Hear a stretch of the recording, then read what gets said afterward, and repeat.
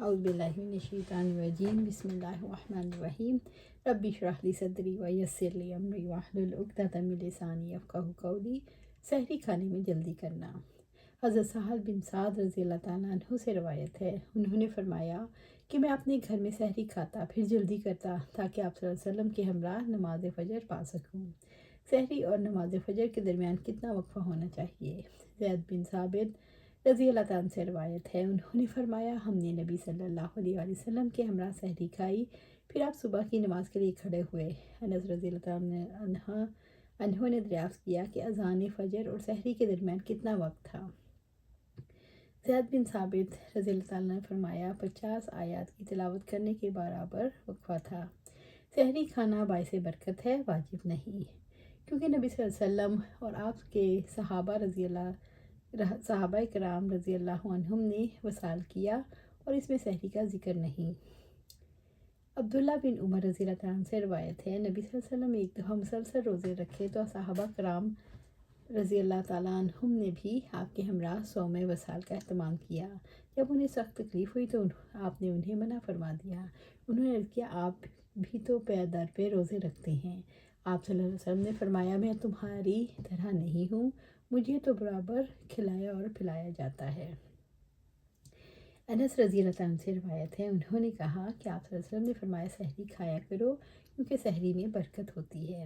اگر کوئی شخص دن کو روزے کی نیت کرے، حضرت دردہ کہتی ہیں کہ ابو دردہ رضی اللہ تعالیٰ عنہ فرماتے ہیں کیا تمہارے پاس کھانا ہے؟ اگر ہم جواب دیتے کہ نہیں تو فرماتے تب آج میرا روزہ ہے۔ ابو طلحہ، ابو ہریرہ، ابن عباس اور حذیفہ رضی اللہ تعالیٰ عنہم سے بھی ایسا کرنا مروی ہے۔ حضرت سلمہ بن اکو رضی اللہ تعالیٰ عنہ سے روایت ہے، آپ صلی اللہ علیہ وسلم نے ایک شخص کو عاشورہ کے دن یہ منادی کرنے کے لیے بھیجا، آج جس شخص نے کچھ کھا لیا ہے وہ شام تک مزید نہ کھائے، یعنی وہ روزہ مکمل کرے، یا فرمایا وہ روزہ رکھے اور جس نے نہیں کھایا وہ شام تک کچھ نہ کھائے۔ جمہور علماء نے امام بخاری کے اس موقف سے اتفاق نہیں کیا، بلکہ انہوں نے کہا کہ فرض روزے کے لیے رات ہی سے نیت کرنا ضروری ہے۔ آپ صلی اللہ علیہ وسلم کا ارشاد گرامی ہے، جس نے فجر یعنی صبح صادق سے پہلے روزے کی پختہ نیت نہ کی اس کا روزہ نہیں۔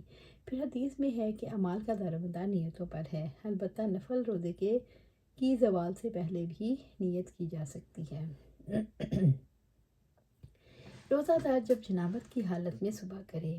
ابوبکر بن عبد الرحمن سے روایت ہے، انہوں نے کہا میں اور میرے والد حضرت عائشہ رضی اللہ تعالیٰ عنہ اور حضرت سلمہ رضی اللہ تعالیٰ عنہ کی خدمت میں حاضر ہوئے۔ دوسری سند کے ساتھ یہ ہے کہ عبد الرحمن نے مروان بن حکم کو حضرت عائشہ اور سلمہ رضی اللہ تعالیٰ عنہ کے حوالے سے بتایا کہ آپ صلی اللہ علیہ وسلم بعض اوقات بیویوں کے مقاربت کی وجہ سے صبح تک بحالت جنابت رہتے، پھر غسل کرتے اور روزہ رکھ لیتے۔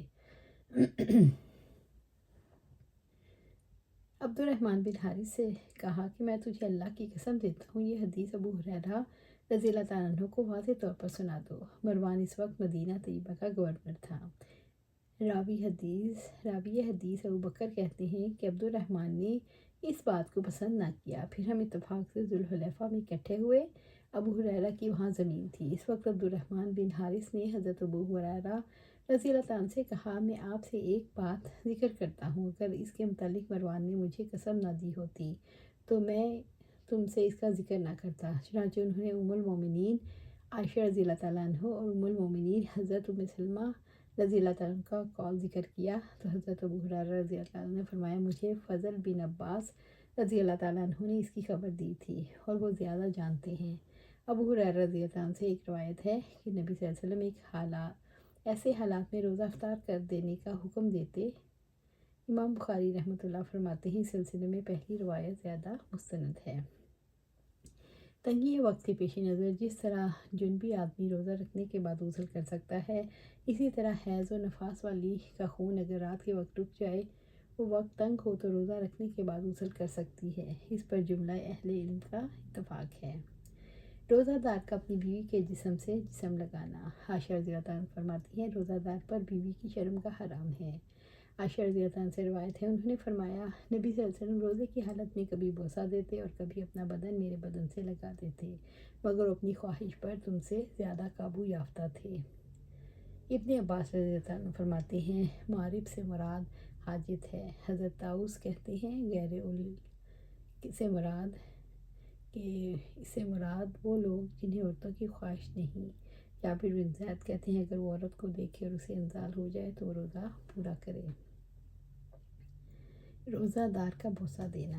عائشہ رضی اللہ عنہ سے روایت ہے، انہوں نے فرمایا آپ صلی اللہ علیہ وسلم روزے کی حالت میں اپنی کسی بیوی کو بوسہ دیتے تھے، پھر وہ خود ہی ہنس پڑی۔